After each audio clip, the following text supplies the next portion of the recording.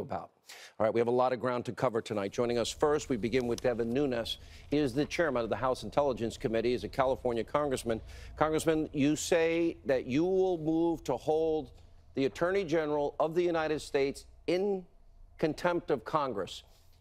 Explain how they have been slow walking, using redactions in the name of national security that turn out not to be true, and how they have been unwilling to answer Congress's subpoena, and how that is the constitutional role of Congress. Well, thanks, Sean. First of all, you don't have enough time left on your show in order for me to get to all of the stonewalling that DOJ and FBI have done throughout our investigation. Let's just maybe pick a few at the top. Just last week, after 6 weeks, we discovered that for the first time, the American people now know that James Comey testified before Congress that he was not, that the FBI agents that interviewed Flynn didn't think he was lying. It took us 6 weeks for the FBI and DOJ to get rid of those redactions. That was finally released late on a Friday night. If you go back to the things that they've dealt with, if you look at with Fusion GPS and getting documents that were pertinent for that fight, that's just another good example of the fact that we weren't able to figure out that the FBI and DOJ actually knew that the Clinton campaign and the Democratic National Committee had paid for the dirt on. How long did they know that, sir? Because we didn't find out, if I'm correct, for a year later.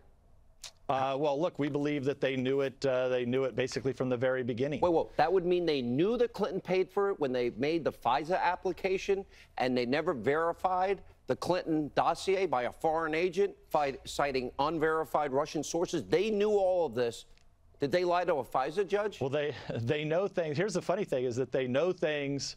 They know things that aren't true, like the fact that James Comey testified and even said on Bret Baier's show that Republicans had started the dossier. So that wasn't true.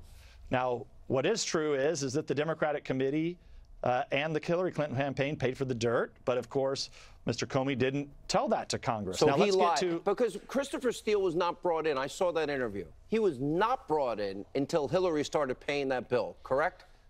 Well, we don't know. He had been I think he had been a source before, or he had been affiliated. But the bottom line is that at about the same time, the FBI started getting information. At the same time, the DNC was paying Mr. Steele. So we know that much. So now we get to, so let's get to where we're at today. We sent a letter 2 weeks ago to the Department of Justice, a classified letter. They ignored that letter.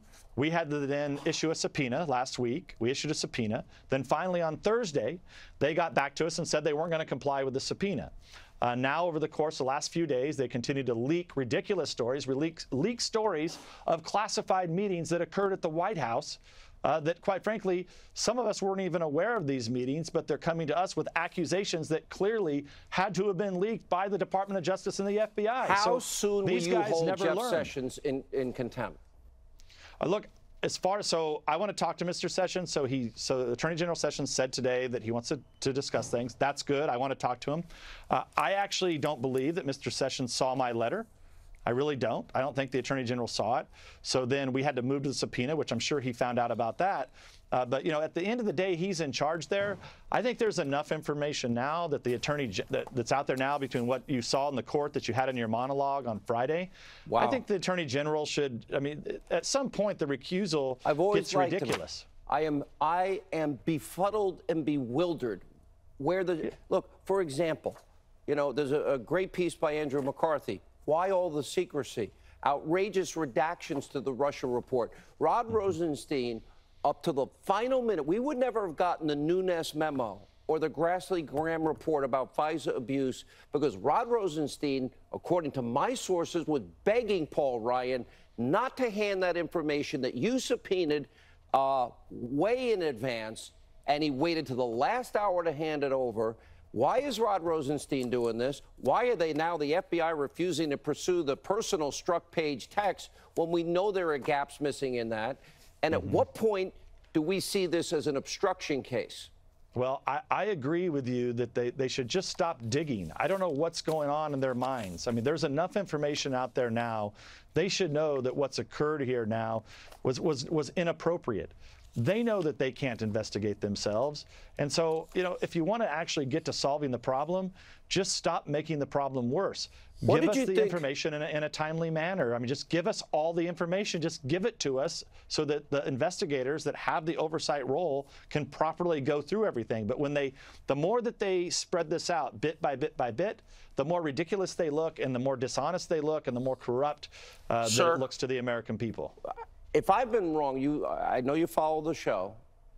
I only have 20 seconds. Is there anything I've been wrong about on this show? Because it now seems to everything is now falling into place, and we see what's happening. And Rod Rosenstein said the Justice Department won't be extorted. Last word. You have about 20 seconds. Yeah, that statement was totally ridiculous. They just need to give us the documents, Sean.